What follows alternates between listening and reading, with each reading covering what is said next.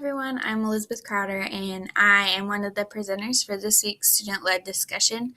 I chose a research article that falls within extrafamilial abuse, which is in Chapter 8 of our textbook. This article discusses sexual abuse within a child care center and can be found in the text on page 179 and 180.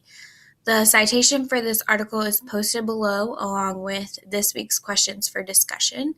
There is so much more information given in the article than what I'm able to discuss in this short overview, so I encourage you to find the article in the library database to read, as well as reading that short section in our text. So the article I will be reviewing this week is the Amsterdam Sexual Abuse Case Study in Daycare Centers, Longitudinal Effects of Sexual Abuse on Infants and Very Young Children and Their Parents, and the Consequences of the Persistence of Abusive Images on the Internet by Lindauer and colleagues. I would butcher their names, so I'm not even going to attempt to list all of the researchers on this project.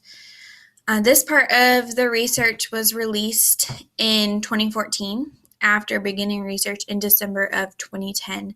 This is a longitudinal case, so final results have yet to be released. This research project set out to document the signs and symptoms of sexual abuse in infants and very young children, as well as short, medium, and long-term effects of the abuse on both children and their parents. The researchers have 7 research questions they were seeking for children, 3 research questions for parents, 2 research questions for the parent-child interaction and family environment, and 2 additional questions. Since there's so many, I will let you read those on your own. A total of 130 children with their parents were recruited after an initial report of abuse was made in December 2010 from within one child care center.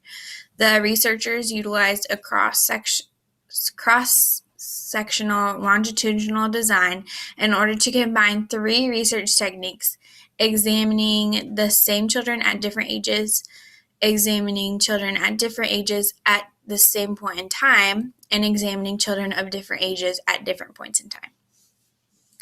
This research project was funded through 2017 to follow children and gather firm evidence of the long-term effects of the abuse they endured and help the Public Health Service to identify traumatized children.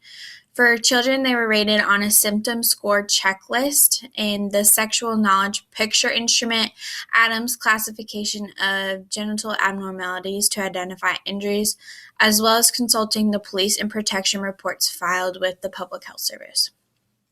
Parents were given questionnaires for both their child and themselves to identify PTSD trauma symptoms, dissociative symptoms, attachment disturbance symptoms, sexual behavior and problems, general psychological functioning and behavior problems, and finally a look at their quality of life.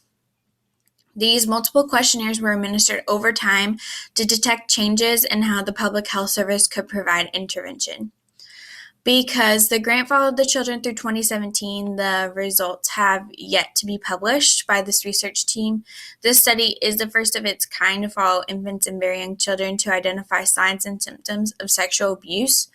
The goal at the end of the research project is to identify the risk and protective factors and the psychopathological resulting from this study in the child sex abuse in order to provide therapeutic intervention and how to support each child long term.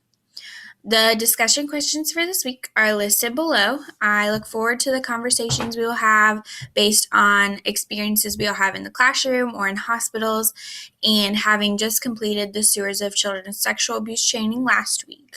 So let me know if you have any questions.